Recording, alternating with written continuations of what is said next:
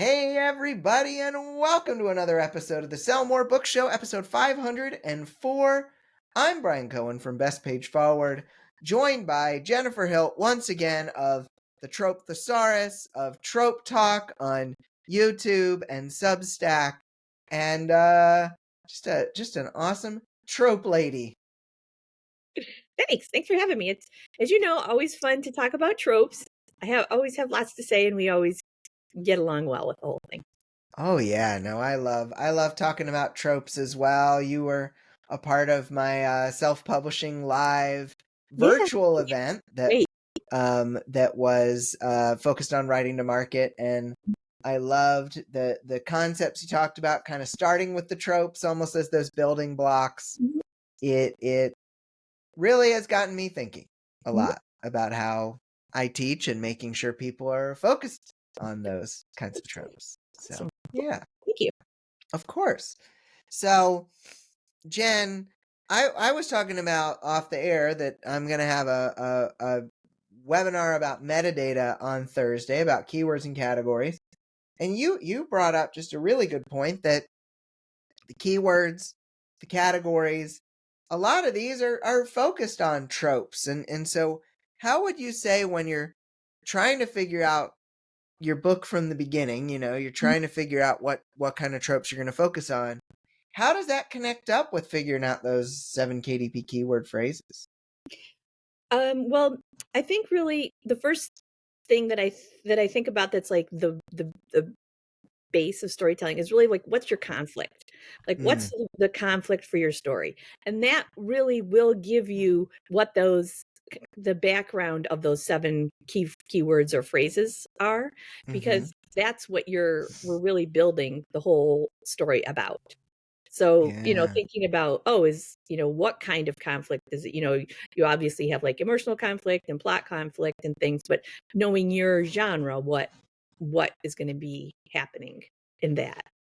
So that would be yeah. kind of my suggestion, is to think about it like a base level in a way, I guess.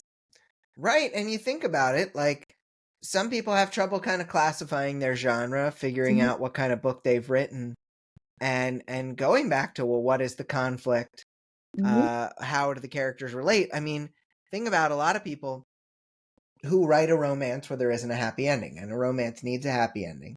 mhm, Um, and so they they don't realize that the conflict that they created in that book that is resolved in not a typical romance way, it's not a romance because of how mhm. they crafted it. And so there are certain reader expectations, and you need, when you're crafting that initial conflict, when you're figuring out how your characters relate to one another, you need to know what the readers of that genre tend to expect. Absolutely. Or you're going to get a flood of angry mail. Yeah, exactly. Exactly. They'll write letters just to write angry things to you. Yes. Yeah, they'll find your address. Yes. Awesome. Well, let's get into the previous week's question. So, would the potential Facebook feature that allows you to sell Amazon products on Facebook make you consider running ads? Would you turn this feature on if it became available? Cassandra Metcalf said, absolutely. In romance, Facebook is the place to market to the audience. Anything that might ease the path from impression to click to conversion is going to be good for sales. And Lars Hudbor said, I would absolutely turn it on in an instant. Being able to feed the Facebook targeting algorithms actual purchasing behavior on a retailer that readers are going to trust more than Joe Bob's House of Books. Yes, please, and thank you.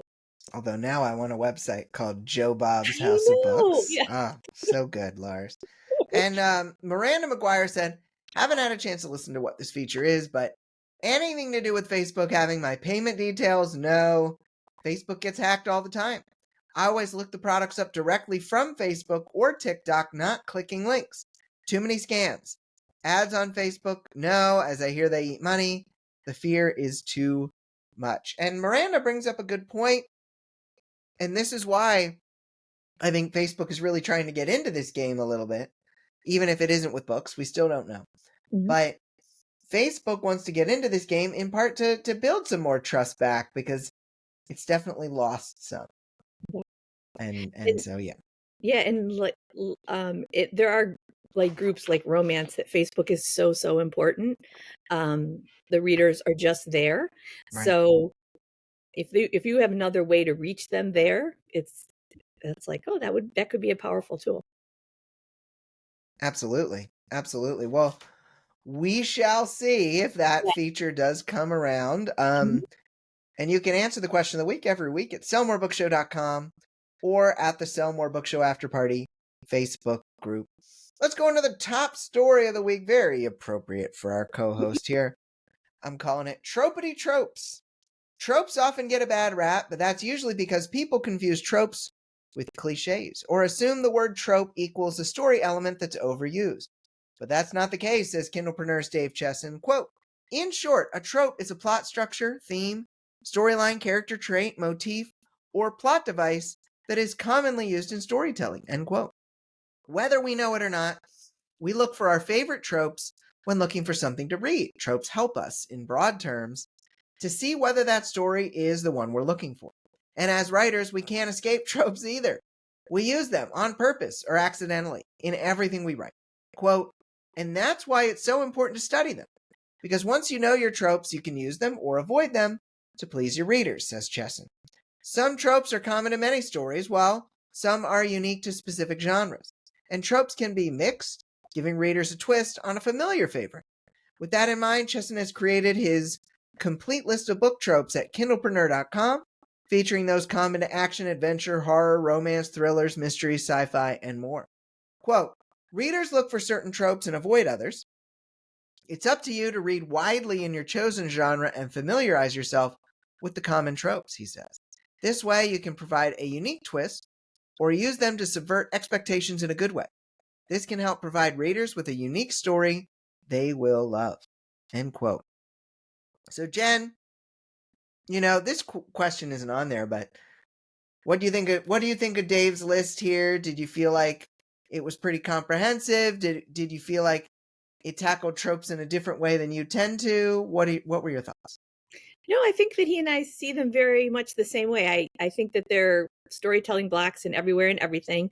And, that yes, I make a distinction, and it sounds like Dave does too, between tropes and cliches. I think of tropes as like the more developed, where you've made it like unique to use the story idea and developed it to fit your story world, where cliches are just kind of like an idea that's tossed in there and you're putting the effort on the reader to develop it or figure it out. And I think that's what people kind of balk at with cliches of like, it's not really developed enough.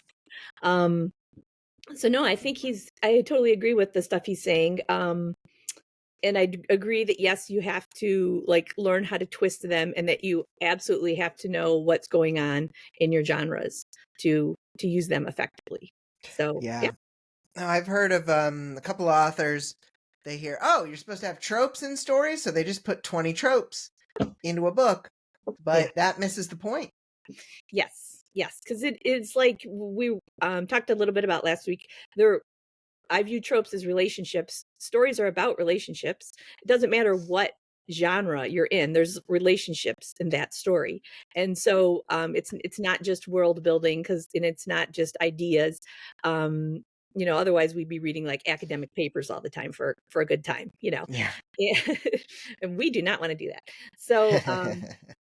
So I think that there's a lot of things that they can do, and that and Dave also mentioned too, that the idea I like is that they hook the reader immediately. You haven't lost them in a bunch of, okay, here's how the world works, or here's the backstory of my character. You can give them a couple little things that like, oh, I always like, personally, I love amnesia stories. I love twin stories. Doesn't matter the genre. I love those kind of stories. So if I see, any kind of like twin thing, and I'm like, oh yeah, I am reading this book. That's So awesome. yeah, anyway, I think a lot of people are like that in their areas.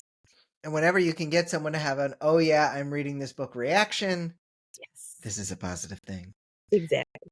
Let's go into the hot potatoes of wisdom here. Jen, how do you determine the tropes that are the most important to a specific genre or subgenre's readers?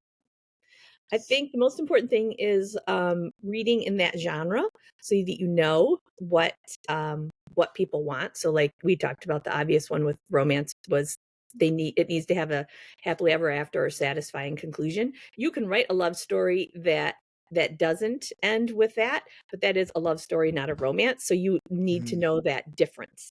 So so things like that. So that's really the way that would make it. I think your chances of success are much higher knowing what your readers are expecting. Love that. Love that. We always talked about it. Claire had the quote, if you don't have time to read, you don't have time to write. Absolutely, absolutely. I totally agree with her on that. And I was going to ask you, how can you tell an author which tropes are cliched or overused? How can an author tell that? So, one of the ways that an author can tell which tropes are overused or cliched is certainly to read the books, but Mhm. one way is also to read the customer reviews. You can see if it doesn't even have to be with your own books, it can be with other people's books. You can read, it's a lot easier than reading the academic papers. You can read some of the 5 stars, some of the 1 stars, some of the 2 and 4s to see which people, which tropes people are saying, I don't really like the way this is done. I don't really like that. And I think that it's not even necessarily a trope that is a cliche. You could say enemies to lovers is a cliche, but there are also currently, probably right at this moment, enemies to lovers books that are selling 10,000 copies in a single day. So obviously it's not that the trope is the cliche, Mhm. it's the way that it was written Mhm. in the books that didn't sell as well. It's the way that that author has built up the reputation of how well they write those tropes. Those are the things that have made it feel cliched or overused. Mhm. It yes, it has to be your own, but it also has to be written in a way that people understand it, and it's within their expectations. It's like it needs to be in this circle of expectations, but just different enough so that it doesn't feel cliched, and that is not easy to do. No. And I think part of the problem is, especially because enemies to lovers is a huge trope in many genres, and I think the problem is lack of conflict with it, Mm. honestly. People say enemies to lovers, and they'll like start out with, okay, there's like an idea where these two characters don't get along. Um, but to really show like how they repeatedly are having conflict as opposed to just like something that's a tease for a romance relationship. Oh, I love that. And when we were talking with Inez Johnson a couple of weeks ago Mhm, about how some of the choices in the new movie, The Marvels, mhm, didn't feel earned. And I haven't seen the movie, she has, mhm. but it felt like they were all angry at each other and then suddenly they were best friends. Right. And that is the opposite of the conflict. That's exactly what you brought up, is that Mhm, conflict didn't feel real. It didn't feel like it was the moment of them becoming lovers was earned mhm. because the conflict was never genuine enough. Exactly. Yeah. It's never really at risk or, or really at question. Like deep down, you're like, okay, I know this is going to resolve, but, entertain me for a couple hours. Right. Yeah, they need to try. They need to, sing for the supper here. They need Right. to make it really work first. Right. Um, I was going to throw in an example of something that I think does a really great job of enemies to lovers. And it's actually an Australian mini series called Deadlock on Amazon Prime. I don't know if you've happened to hear of it. No, haven't I think I've heard of it, but haven't seen Yeah, it. Yeah. it does a great job of tropes in general, twisting tropes, but I really, really love how they have two detectives. I love detective series, so I watch a lot of them. And almost always the two detectives who come together, they butt heads, and it's this whole, it's basically an enemies to lovers trope. But, Yeah. you know, um, and they actually, in this one, showed them not getting together repeatedly and how that created more tension as opposed to like, okay, a couple things don't work out and all of a sudden they're best friends and they see how to do stuff. So I really loved how that show actually did the thing that we want, which is show us. Nice. Yeah. So anyway, I love that. Deadlock No, great on example. Go Amazon check Prime. out Deadlock, Amazon Prime. we've got a lightning round here. Jen, I'm going to let you have the Midwestern lightning sounds first here. Oh, okay. I get to do them again. Oh, very nice, very nice. I've got leaf blower outside of my room. I don't know if you can hear it, but I'll just go. Pfft. That'll be Yeah. blasting through the Right. leaves. So, Jen, a question to you. Mhm. At what point in the writing process should you choose tropes to use, focus on, or avoid? Um, I love to use them in the beginning. I don't just use them one time. I really like to use them in the beginning to start with as I build, and then I kind of meander and working with that, but then I'll like circle back to it as my drafts improve to think, okay, how can I improve the and tighten the connections between the characters? Because I think that's, what really makes a story kind of sing is when you have all these different connections. And it's like, oh, this person is a best friend, but they're also a this and a that and another thing. And so you keep seeing them, but different angles of them and them in, different lights. And so that's the way we create those complex characters that we all crave. So I start with them in the beginning, but know that I'll be returning to the whole tropes thing at different stages in the story, but just like kind of different from different angles. I love that. That makes so much sense that it wouldn't just be an outline thing, because I think a lot of the people who run into trouble getting tropes to meet those reader expectations, they only do it in the outline process, and then it goes like way off the rails by checking in on them throughout. It really makes helps you to get back where readers are expecting you to be. Absolutely. Yeah. Yeah. Don't just mention them on the first 3 pages and then not bring it up again. Love it. Love it. Wanted to ask you, how far can you stray from the common tropes in a book's genre and still make readers happy? So I love this. How far can you stray from these common tropes while still keeping those reader expectations in mind? I love the example I heard LJ Andrews give on this during that self-publishing live virtual conference back last year or earlier this year. I don't even know. She talked about how, yes, you've got these important tropes in romantasy, like the who hurt you trope and Right. and Yep. and all of that, but the readers care about that. They love that. They need that. That's what's in the viral videos. So Mhm. from the viral videos that people really want to see this. They don't care as much, like, oh, well, what's the heroine's uh like occupation? Mhm. Like, they didn't care about that. And so I think in one point she made her like a nutrition guru or something like that, where it's Mhm. like, oh, well, there's a little tweak in there Mhm. that readers don't freak out about it not being in there. So it's like, look for where within the trope and the layers of this trope that you're making, what are the non-negotiables for readers? Mhm. Mhm. They need the who hurt you or some variation of that, but they don't care, oh, this protagonist's profession, they don't care about that. Mhm. And so I know with LJ, she made that wiggle room there. That's how she kind of kept it fresh for herself as well. And so we need to know, and this comes from the reading, this comes from the looking at the reviews, what are the non-negotiables? Because if you don't know and you tweak a trope or an aspect of the trope that is non-negotiable for readers, it has to be in there, they're not going to be happy, you're not going to sell books. Mhm. Yep. So That's right. there. Yeah. Yeah. No, no, it's true. So basically, like that non-negotiable would be the scar trope for that Yes, romantasy. exactly. Exactly. You had the real name for it. I just had all the TikTok video names for it. Yeah, yeah. Yeah. No, it's perfect. All right. So, next question to you, Jen. Okay. Many people advise authors to write the books they want to read, but how do you make sure the book is also something readers will be looking for? Mhm.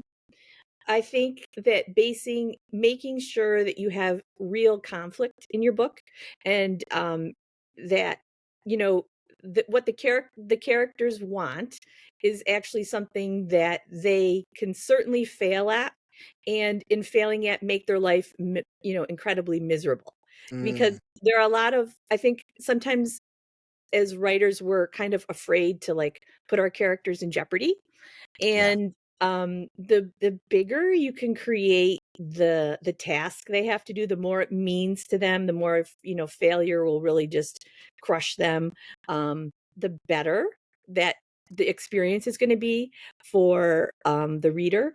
And also the idea of that, characters are changeable like humans. So Mm, they can get the thing they think they wanted, only to realize, oh, this isn't what I wanted. I want this other thing. And that's even harder to get. So I think it's mm, really just rooted in, again, in conflict. And that's something that takes a while to sit with and working on. When I sit down, it doesn't like come to me off the top of my head, really thinking about the characters and building them. So that's just something I encourage, other authors to think about too, is like, what really matters to this character and how can I make it difficult for them to get it? love that. I really love your insight there that characters can change over the course of a book, so what they want can shift. And Mm-hmm. that makes it so they could get what they think they want and not actually be all the way to where they want to be. Yeah, exactly. Just like us. Just like us. Yeah. Yes, we're real. We're so Yeah. real. Speaking of wanting and the holidays, how do you keep writing during the holidays? Oh my goodness. So, how do you keep writing during the holidays? You expect less of yourself. You Mm. know that, okay, I'm about to serve the turkey. I'm not going to get these 2,000 words in, but maybe you get 200 words in. Right. Or you've got extra travel days. Mhm, Maybe you're not going to write those days. Or mhm, maybe you're just going to brainstorm or mhm, read or something. mhm. But how do you keep writing during the holidays? By writing less during the holidays so that you don't beat yourself up, Mhm. go into a shame spiral, because goodness knows there's enough of those going around during the holidays. We Yeah. don't need a complex by giving ourselves this little whammy as well. Yep. I totally agree. That shame spiral it's like the holiday ham, extremely prevalent. Yes. Oh my goodness. Oh, we're all hams. We are Yeah. very much all hams. So, oh my goodness.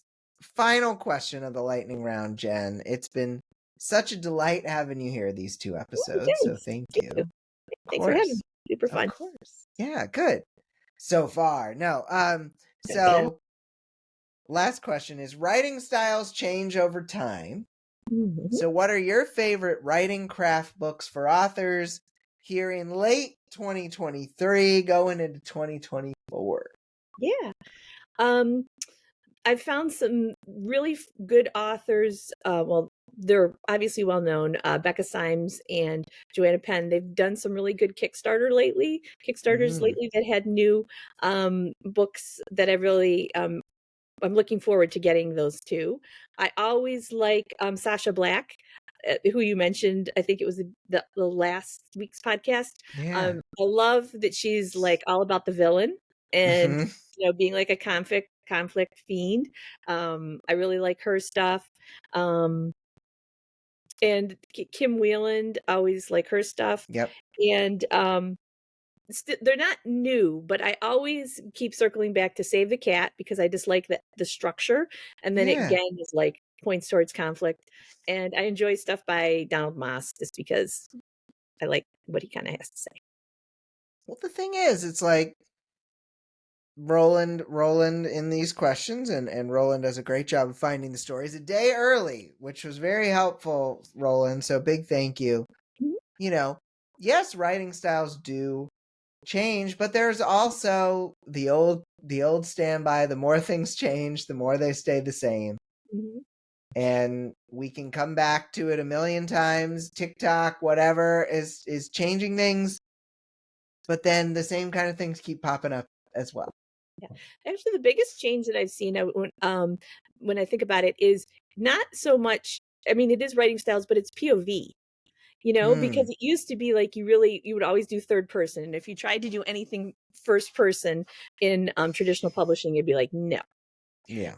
And now it's like most people in pretty much so many genres really want a first person story. So I think that's an interesting kind of change, to Yeah. think about that. And it's important to know for your genre if you have people that are like, diehard one way or the other. Yes. And that comes from reading Yes. and seeing what point of view those books are in. And you know what? You can kind of figure out the point of view in a few pages if you don't want to read the whole thing. Yeah. So it doesn't take that long to figure out the prevailing point of view of the best-selling books in your genre. You can even just download the samples and not read them. But I will say a Kindle Unlimited membership can help a lot with research. Yes. So, Jen, we've done it. We've gotten to the end of this episode. We Woo. need a question of the week. I would love for you to ask a trope question. You are the trope lady. I think you should get the tropelady.com. I think that would be perfect. So, what tropey question would you like to ask here today? I guess I would like to know. This is self-serving because I'm just curious. Oh. Which trope do people find the most like confusing, or that they're most hesitant to use? So which trope do you find the most confusing, Or or has Yeah. that you're the most hesitant to use, and why? Yes. Yeah. Awesome. Great question, Jen. I'm just putting that in my notes here. So you can answer that question of the week over at sellmorebookshow.com or in the comments for the Sell More Book Show After Party Facebook group. Jen, tell the people where they can find you, all of the places, the website, the books, the YouTube, the Substack. Okay. Yep. You can find me on my website at www.jenniferhilt.com. And I have a Substack and a YouTube channel, and both of those are called at Trope Talk. You can also join my mailing list through my website. And my books are on Amazon and wide other places too. So yeah. Very nice. Trope Thesaurus. I remember when there was just one. There was just one, I know, baby days. And now we got the romance, we got the horror. Yep. And soon folks who didn't take part in the Kickstarter can get the sci-fi and fantasy one. Yes. Very nice. Awesome. Jen, do you have any last words of wisdom, tropey or otherwise, to leave our wonderful listeners with today? My favorite thing to tell people to do is to take your favorite story, and not that you wrote, that like someone else wrote, and to look at it and see how many tropes you can see in there and how they're used, how the author used them to push the story forward. So Love that's it. just kind of like a fun exercise, at least my idea of fun. I think it should be fun for more people. I think they would have more success, sell more books. We are the Sell More Book Show, Yes, after all. exactly. Yeah. Yeah, Great. yeah. Well, thanks again, Jen. This has been a delight. Thanks for having me. Of course, of course. So, we will be back in a week. We are going to have 2 wonderful episodes with Courtney Kenny, book launch superstar. She launches books for successful New York Times bestselling authors, and she is also a wonderful fantasy sci-fi author herself, and so we'll have her on the program for a couple of weeks. But we'll wave goodbye to Jen. So thanks, Jen. And I'll Thanks be again. back next week for episode 505, if you can believe it. For Jen, I'm Brian. Have a great week of book selling, everybody, and we'll talk to you next week for 505. Bye. Bye.